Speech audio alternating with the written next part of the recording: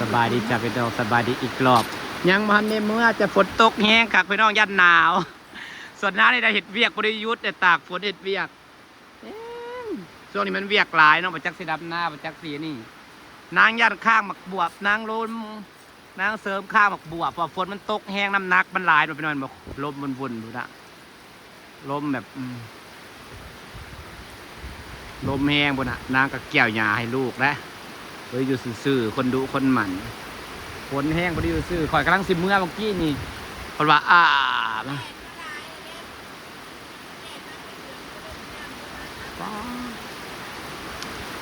16-17 มื้อเลยฝนตกนะพี่น้องตกแบบตกซุมื้อมันมีคำว่าหยุดเลยนะ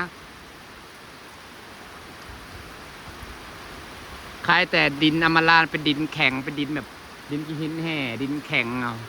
เฮ็ดให้สระน้ำนั่งบ่ไอสไลด์บ่เจือนบ่ยังเขาว่าลาดเป็นดินทราย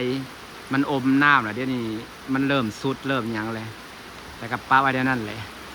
นี่ข้าวบวบนั่งงามๆแข่งฝนเฮ็ดเวียกจะว่าสิตกโดนบ่จังเนาะพี่น้องเนาะ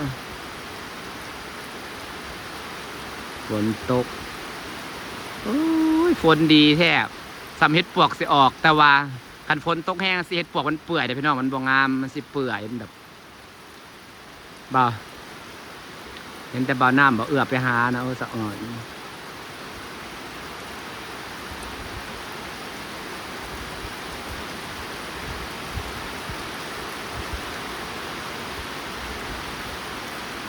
ตกแห้งคักไอ้ลิงแต่มันเอื้อนจังหน่อยจังสิแข็งเมื่อที่หนาวจังหน่อยยันหนาวนี่ดอกบวบสวยๆงามนั่งเสริมข้างเลยจะบอกให้นั่งเสริมข้างพอเมื่อกี้มันโยดลงแห้งอย่างนี้ว้ายมาแตงเหรอกล้วยยังเฮยกล้วยธนีบ่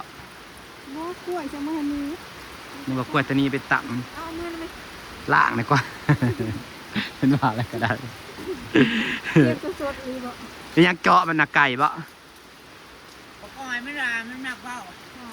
ขั้นเข่าสวนไม่ยังได้ละเป็นเยซูผู้สู้คนมันล่ะออกมันแนวมันไดมันเพลินไดมันเห็ดแหละเวลาเห็ดแต่มันไม่ได้หูมือไงได้มันลืมเวลาบางทีนั่นจนมืดจนทุ่ม2 ทุ่มก็ไม่ได้อยากออกแต่สวนไดมันเห็ดแบบบางทีนั่น3-4 ทุ่มอันนั้นก็บ่แล้วอันนี้ก็บ่แล้วดิมันหักคันว่าให้เมื่อยแบบมันกับมันเพลินนะมันเห็ดไปเรื่อยๆเห็ดไปแบบมันซุกแล้วบ่มามันมึนหน้าตาแล้วมันแข็งนะฮะมันหน้าตาไปแล้วว้ายพอดีกินสักนิดนะ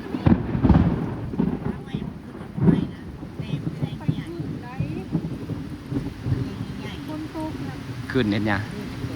ตัดเอารถแล้ว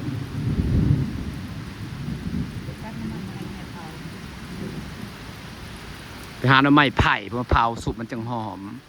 เนาะหน่อไม้ขึ้นเที่ยวสันนี่ได้ยังเมื่อบ่ได้กำลังเซล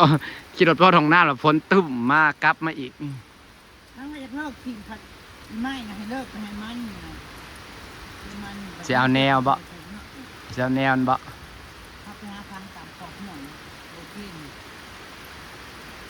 ว่านแล้วให้ต้นขึ้นใหม่ก็ว่าอันนี้เบียร์ใหม่บักหลายๆนึง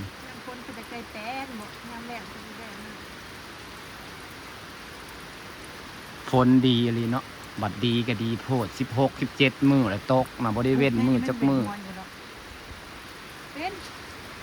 แต่ถ้ามันซุ่มตลอดมันก็บ่เป็นนะอ๋อเจ๊ญาติบ่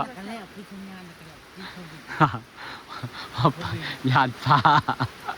ผมบริเกี่ยวกับโทรศัพท์บอกเกี่ยวอยู่คนเดียวหรืออยู่โดดเดียวหรืออยู่ในกระท่อมน่ะมันมีเสียงหรือว่าเราอยู่กลางอยู่แบบนี้นะบ่เสียงอยู่กลางแปลงเลยอยู่ใกล้ต้นไม้ใหญ่กับอยู่ใกล้เล็กไกลอย่างมันอันนี้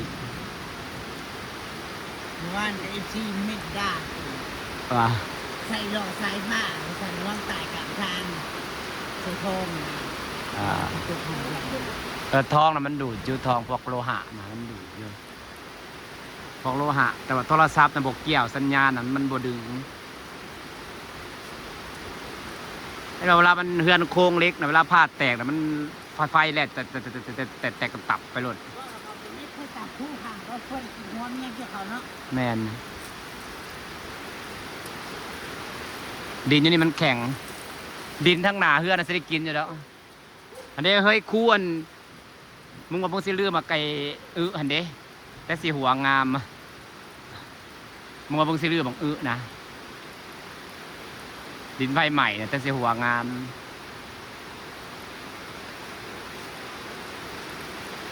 ทรงนี่นะโดนเด้อไอ้ซาดบักเจถึงเงียบแล้วนี่นะคอยสิได้เมื่อปรับพี่น้องคือว่าตกแห้งแท้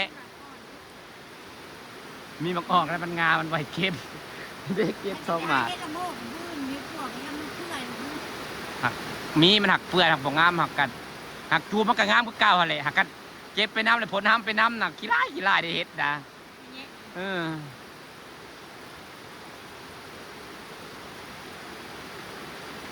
เฮ็ดลุยฝนเฮ็ดอันฝนตกกับไปอยู่มื้ออื่นนะ ไปคันฝนบ่ตกลิ้นกับไปก็สิเป็นหยังมันกำลังออก ยังว่าดีตอน ฝนห้ามนี่แห่งกษัตริย์ใดอยากฮู้ปู่คุณแล้วดัง มันร้ายจ้าอยากตัดมันต้นจะตัดนรกมันตัดเอาจังว่าแตกเนาะ เนี่ย ต้นดอกไม้ จักเอาดอกไม้ต้นใหญ่นะจักเด็ก เป็นเครือเนาะเป็นต้นดอกไม้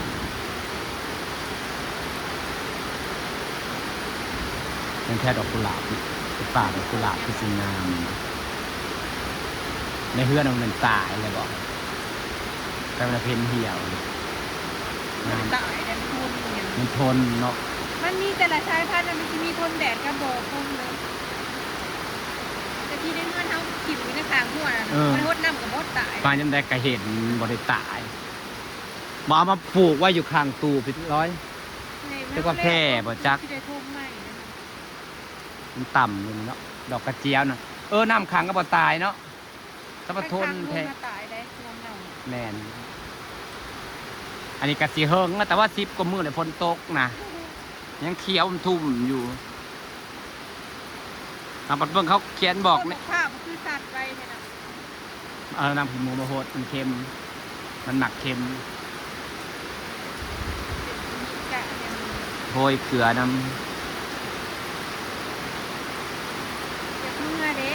ำคือกันนั่นแหละแห้งกระดอก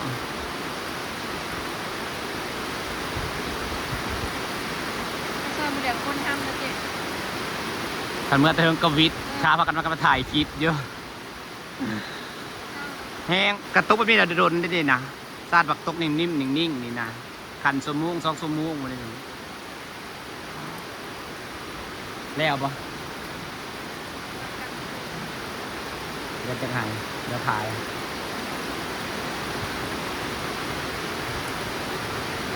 มาอื่นจะซ้ำร่วมรักล้างเงินแบบผมหัวบ่ อำล้างเบิ่งเฮือนมีบนหัวอยู่นี่เบิ่งตอนฝนแห้งๆนี่มันจังหู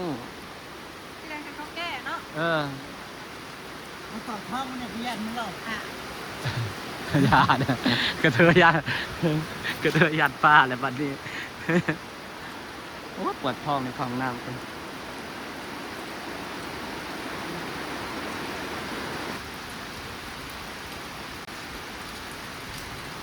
สีปากบรรยากาศเลยสมีก็จะเป็นน้องตั้งปวดท้องในท้องน้ำครับ